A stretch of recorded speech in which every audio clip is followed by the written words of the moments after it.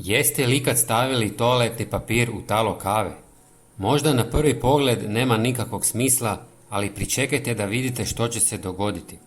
Prije nego što vam to pokažem, podijelit ću s vama dvije jako korisne ideje za iskorištavanje taloga kave. Mnogi ne znaju da talo kave možete dobiti potpuno besplatno. Otiđite u restoran ili kafić s vrećicom i pitajte osoblje mogu li vam sačuvati talog.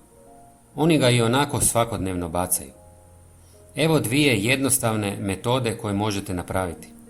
U pola litre tople vode dodajte jednu žlicu taloga od kave i dobro promiješajte.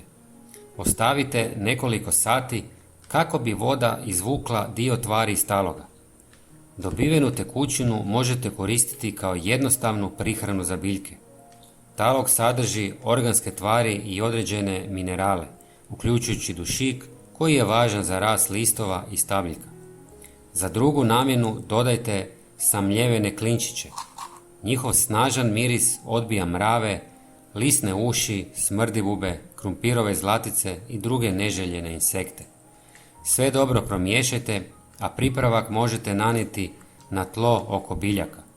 A sada dolazimo do trika koji sam vam pokazao na početku.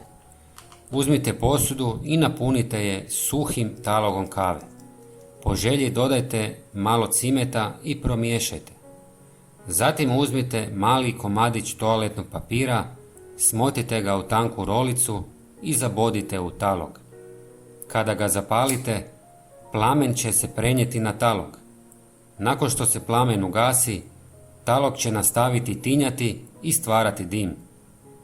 Taj dim će odbijati komarce i druge leteće insekte iz neposredne blizine. Ovu metodu koristite isključivo na otvorenom, primjerice u dvorištu, na terasi ili balkonu. Posudu stavite na nezapaljivu podlogu i cijelo vrijeme držite pod nadzorom. Napišite mi u komentarima hoćete li ovo isprobati. Hvala vam na gledanju i pozdrav!